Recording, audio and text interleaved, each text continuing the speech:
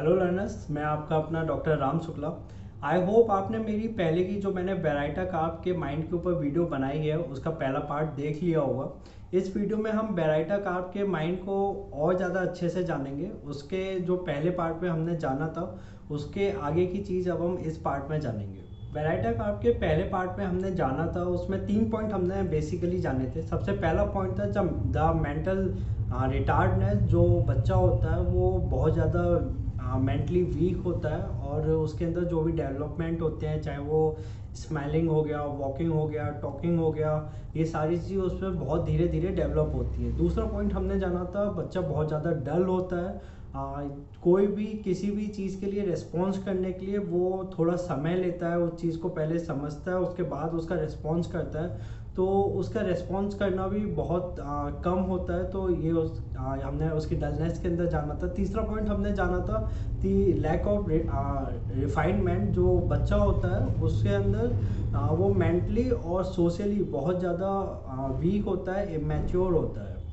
चौथा पॉइंट जो हमें बेराइटा में देखने को मिलता है वो है इमोशनल इमेच्योरिटी। हम लैक ऑफ रिफाइनमेंट में ये तो जान चुके हैं कि जो बेराइटा होता है वो सोशली इमेच्योर होता है, लेकिन कुछ बेराइटा ऐसे होते हैं जो अपने आप को सोशली मैच्योर बना लेते हैं, लेकिन उनके अंदर हमें एक चीज़ देखने को मिलती है और वो है साइनेस। साइनेस हर बेराइटा का एक कॉमन सिम्टम है जो हर बेराइटा में देखने को मिलता है। तो बेराइटा में ये साइनस इतनी ज़्यादा होती है कि यदि आप जब उसकी केस टेकिंग करते हैं, यदि वो बच्चा है तो या तो वो अपनी माँ या पिता के पीछे छिपने की कोशिश करता है, वो नहीं चाहता थी उसकी ओर कोई देखे।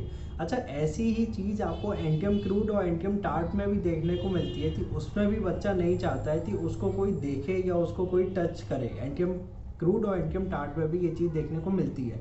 लेकिन एंटियम क्रूड एंटियम टार्ट में एक चीज़ और देखने को मिलती है कि यदि बच्चे को देखा जाए या उसको टच किया जाए तो बच्चा चिल्लाता है या रोने लगता है। लेकिन बेराइटा के अंदर जो वो अपनी माँ के पीछे छुप रहा है, जो नहीं चाहता थी उसको कोई देखे, वो उसके साइनेस की वजह से होता है। अब यदि यही बेराइटा का यदि एडल्ट हो जाता है और आप उसकी केस टेकिंग कर रहे होते हैं तो फिर वो आपसे अपनी नज़रें नहीं मिला पाता ड्यू टू साइनेस। बेराइटा की ये साइनस इतनी ज़्यादा होती है कि ये हम उसकी निजी ज़िंदगी में भी देख सकते हैं। बेराइटा अपोजिट सेक्स के से कभी खुद अच्छे से बात नहीं कर पाता है और इसका रीज़न उसकी साइनस ही होती है। और साइनस के साथ एक और चीज़ होती है और वो है उसके अंदर एक फियर होता है कि लोग उसके ऊपर हंसेंगे। ये फियर डेवलप होता है उसके बचपन से। क्या होता है कि जैसा हम पहले पढ़ चुके हैं कि उसे लिखने में, बोलने में या चलने में किसी में भी उसे कोई भी दिक्कत हो सकती है, जिसकी वजह से उसके आसपास के लोग उसका मजाक बनाते हैं और ये मजाक उसके दिल में बैठ जाता है और उसको ऐसा लगता है कि यदि वो कोई भी काम करेगा तो लोग उसके ऊपर हंसेंगे। तो इसी वजह से बेराइटा कभी भी अपने अपोजिट सेक्स से बात नहीं कर पाता है या बात करने में उसे बहुत ज़्यादा दिक्कत होती है। देखिए, हमने ऑरम में भी पढ़ा था कि ऑरम भी अपने अपोजिट सेक्स से बात नहीं कर पाता है, एक अच्छा रिलेशनशिप नहीं बना पाता है। लेकिन उसके पीछे जो उसका जो रीज़न था ऑरम का, वो ये था कि ऑरम कभी भी अपने अपोजिट सेक्स के सामने कभी भी खुल नहीं पाता है। उसकी ज़िंदगी में बीते समय में जो भी कुछ हुआ है उसकी वजह से वो कभी खुल नहीं पाता है अपने रिलेशनशिप में। बेराइटा अपने अपोजिट सेक्स से बात नहीं कर पाता है क्योंकि एक तो उसमें साइनेस होती है और दूसरा ये होती है कि यदि वो अपने अपोजिट सेक्स से बात करने जाएगा कोई भी रिलेशनशिप के लिए तो लोग उसके ऊपर हंसेंगे यदि उसको रिजेक्ट कर दिया जाएगा। तो बेराइटा के अंदर साइनेस और फियर की वजह से ही वो अपने अपोजिट सेक्स से बात नहीं कर पाता है। इसके अलावा एक और रीज़न भी हमें देखने को ये मिलता है कि हमने ये जान लिया है कि जो बेराइटा होता है उसके अंदर बहुत ज़्यादा स्लो डेवलपमेंट होता है। तो किसी अपोजिट सेक्स के प्रति उसके अंदर यदि कोई भी अट्रैक्शन यदि डेवलप हो रहा है तो उसके अंदर भी हमें एक स्लोनेस देखने को मिलती है कि यदि मान लो यदि उसे सामने वाला पर्सन यदि पसंद आ रहा है तो ये नहीं है कि उसने देखा और उसको पसंद आ गया, ये चीज़ उसके अंदर धीरे धीरे डेवलप होती है। अब जब बेराइटा थोड़े समय के बाद एक रिलेशनशिप में आ जाता है तो जो उसका पार्टनर होता है उसके सामने वो धीरे धीरे खुलने लगता है, अपनी सारी चीज़ें उसे बता देता है वो, और उसके प्रति बहुत ज़्यादा लॉयल हो जाता है और उसका जो बिहेवियर होता है वो एक बच्चे की तरह हो जाता है। एक एडल्ट बेराइटा का बिहेवियर एक अच्छे रिलेशनशिप में आने के बाद एक बच्चे की तरह उसका बिहेवियर हो जाता है। इसका मतलब ये नहीं है कि जो बेराइटा है वो एक बच्चा बन जाता है, नहीं, वो होता मैच्योर ही है, लेकिन अपने पार्टनर के प्रति वो बहुत ज़्यादा सरल सिंपल हो जाता है, एक बच्चे की तरह। हमने एक चीज़ पहले जानी थी, जो बेराइटा होता है वो एक सेंसिटिव पर्सन होता है। तो बेराइटा की सेंसिटिविटी इतनी ज़्यादा होती है कि जब वो अपने चाइल्डहुड में होता है और उसके माँ बाप यदि उसको कुछ कह देते हैं, भले वो चीज़ उन्होंने प्यार में कही हो कि बेटा ये चीज़ आपको ऐसे नहीं करनी चाहिए थी, तो इतनी सी बात भी उसको बहुत ज़्यादा बुरी लग जाती है, उसके दिल में वो चीज़ चुभ जाती है। और यदि यही बेराइटा यदि जब एडल्ट हो जाता है तो उसका पार्टनर या उसके माँ बाप यदि उसको कुछ कह देते हैं तो वो इस चीज़ को जाहिर नहीं करता, जबकि बचपन में उस चीज़ को जाहिर कर देता है कि हाँ कि वो नाराज़ है, लेकिन बड़े होने पर वो इस चीज़ को जाहिर नहीं करता है, इसको अपने कंट्रोल में ही रखता है, किसी को पता नहीं लगने देता कि उसे कोई चीज़ बुरी भी लगी है। अब हमने ये तो जान लिया कि बेराइटा के अंदर साइनेस मिलती है, उसके अंदर हमें एक फियर देखने को मिलता है कि कोई उसकी तरफ देखता है, देखकर उसके ऊपर हंसेगा, तो ये फियर भी हमें देखने को मिलता है। इसके अलावा भी और भी फियर हमें बेराइटा के अंदर देखने को मिलते हैं, जैसे कि घर से दूर जाने का उसके अंदर फियर होता है, या फिर तेज़ आवाज़ का उसके अंदर फियर होता है, या फिर अपने घर को शिफ्ट करने का भी उसके अंदर एक फियर देखने को हमें मिलता है। फिफ्थ पॉइंट जो हमें बेराइटा में देखने को मिलता है वो है अर्थीनेस। बेराइटा ज़मीन से जुड़ा हुआ पर्सन होता है, चाहे वो बचपन में हो या अपने एडल्टहुड में हो, कभी भी आप उसे देखेंगे तो वो हमेशा ज़मीन से जुड़ा हुआ ही मिलेगा। मान लीजिए बेराइटा यदि किसी चीज़ की चोरी भी करता है और यदि उससे पूछा जाए कि आपने ये चोरी क्यों करी है, तो वो बहुत ही प्यारे तरीके से यही बोलता है कि बस उसे वो चीज़ चाहिए थी। वो कभी भी ना तो गुस्से में दिखेगा, ना जिद करेगा कि नहीं ये चीज़ मेरी ही थी, मुझे चाहिए थी, ऐसा गुस्सा बिल्कुल नहीं करेगा। यदि उसने कोई चीज़ चुराई भी है और उससे कभी उस चीज़ के बारे में पूछा भी जाता है, तो वो हमेशा यही कहता है कि मुझे वो चीज़ चाहिए थी। एक प्यारे ढंग से वो इस चीज़ को कहता है, कभी भी गुस्से में इस चीज़ को नहीं कहता है। तो बेराइटा हमें ज़्यादातर ज़मीन से जुड़ा हुआ पर्सन ही मिलता है। सिक्स पॉइंट जो हमें बेराइटा में देखने को मिलता है वो है सेनिलिटी, यानी कि ये बुढ़ापा।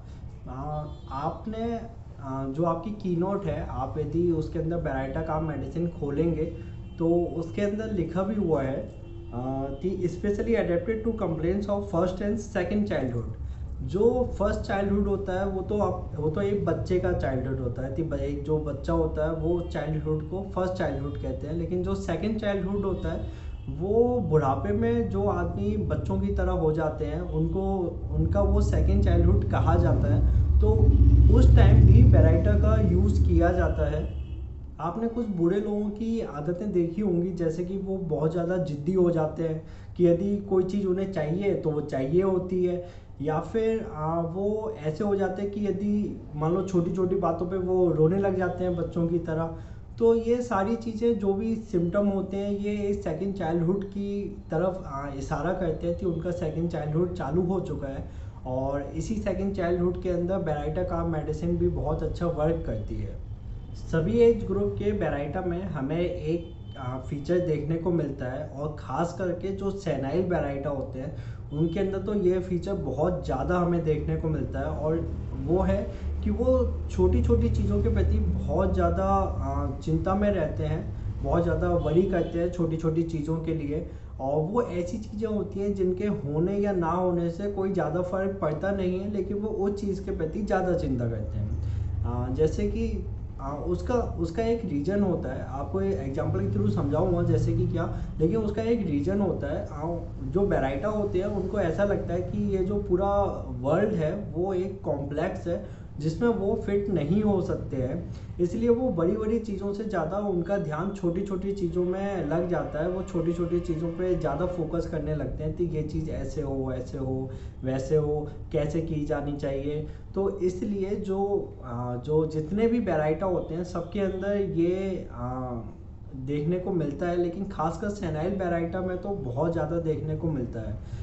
जैसे कि मैं एक एग्जांपल के थ्रू आप समझ सकते हैं। जैसे मान लीजिए बेराइटा को एक सॉस का पैकेट ही खरीदना है और वो इस टेंशन में रहता है कि वो किस कंपनी का सॉस का पैकेट खरीदे।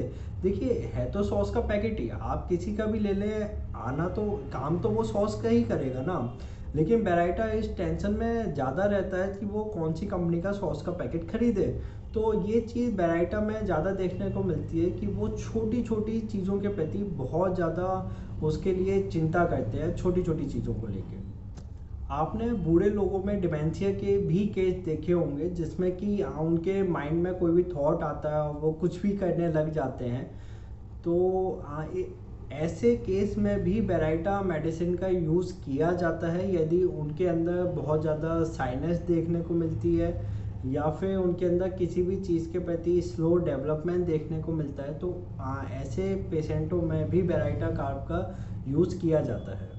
जब भी ओल्ड एज ग्रुप की बात की जाती है तो हमारे माइंड में और भी मेडिसिनें आती हैं, लेकिन बेराइटा से हम दो मेडिसिन कंपेयर कर सकते हैं, जैसे कि एक लाइको और एक सल्फर।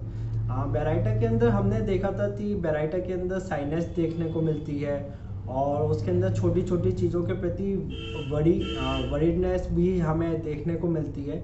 जबकि जो लाइको का जो पर्सन होता है वो इंटेलेक्चुअली कीन होता है, उसे बात करने में कोई दिक्कत नहीं आती है और एक सोफिस्टिकेटेड पर्सन होता है लाइको। लेकिन वहीं यदि हम सल्फर को देखें तो सल्फर एक बॉसी आदमी होता है। जैसे कि आपने देखा होगा कुछ बूढ़े लोग होते हैं जो हमेशा अपना हुक्म चलाते रहते हैं दूसरों के ऊपर, तो वो ज़्यादातर सल्फर ही होते हैं। लास्ट पॉइंट, बेराइटा कार्ब के साथ हम एक मेडिसिन और पढ़ते हैं, वो है बेराइटा म्यूर। दोनों ही मेडिसिन लगभग सेम ही आपको देखने को मिलती है, लेकिन जो बेराइटा म्यूर होता है वो बेराइटा कार्ब से ज़्यादा सेंसिटिव पर्सन होता है। इसलिए बेराइटा म्यूर के अंदर बेराइटा कार्ब से ज़्यादा डिप्रेशन भी देखने को मिलता है ड्यू टू सेंसिटिवनेस। और जैसे हमने जाना था कि बेराइटा कार्ब को यदि प्यार से भी किसी चीज़ के लिए कहा जाता है कि तुम्हें ये काम ऐसे नहीं करना चाहिए था, उसे वो चीज़ भी बुरी लग जाती है। बेराइटा म्यूर ज़्यादा सेंसिटिव होने की वजह से उसे ये चीज़ बेराइटा कार्ब से भी ज़्यादा बुरी लग जाती है। तो मेनली यही डिफरेंस इन दोनों मेडिसिन में देखने को मिलता है। बाकी तो सिम्टम आप पढ़ ही सकते हैं उनके फिजिकली कैसे सिम्टम मिलते हैं, लेकिन मेंटली मोस्टली यही सिम्टम में आपको अंतर देखने को मिलता है बेराइटा कार्ब और बेराइटा म्यूर में। आई होप अब आप बेराइटा कार्ब को अच्छे से समझ गए हो। हमने शुरू से उसके सारे पॉइंटों को अच्छे से जान लिया है, जिसमें सबसे पहले हमने उसकी मेंटल रिटार्डनेस को जाना था, दूसरे नंबर पे उसकी डलनेस को जाना था, तीसरे पॉइंट पे हमने लैक ऑफ रिफाइनमेंट को अच्छे से जाना था, चौथे पॉइंट पे हमने इमोशनली वो इमेच्योर होता है उसको जाना है, फिफ्थ पॉइंट पे हमने जाना कि जो बेराइटा होता है वो एक अर्थी पर्सन होता है, ज़मीन से जुड़ा हुआ पर्सन होता है, और लास्ट पॉइंट हमने जाना थी सेनिलिटी उसकी कैसी होती है, अपने ओल्ड एज में कैसा दिखता है, कैसे सिम्टम हमें उसके अंदर देखने को मिलते हैं। एंड लास्ट हमने जाना कि बेराइटा कार्ब और बेराइटा म्यूर में हमें क्या क्या डिफरेंस देखने को मिलता है। आई होप आपको ये वीडियो पसंद आया होगा। बेराइटा कार्ब के माइंड को लेके यदि आपके माइंड में अभी भी कोई डाउट रह गया हो तो आप नीचे कमेंट करके पूछ सकते हैं, या मैंने कोई भी चीज़ आपको समझाई और आपको वो समझ में नहीं आई हो तब भी आप नीचे कमेंट करके पूछ सकते हैं। बाकी आप चैनल को सब्सक्राइब कर लीजिए। मैं होम्योपैथी मेडिसिन के माइंड के ऊपर ऐसी वीडियोस हमेशा लाता रहूँगा ताकि आप होम्योपैथी मेडिसिन के माइंड को जितना आसानी से हो सके उसे उतनी आसानी से समझ सकें। Thank you.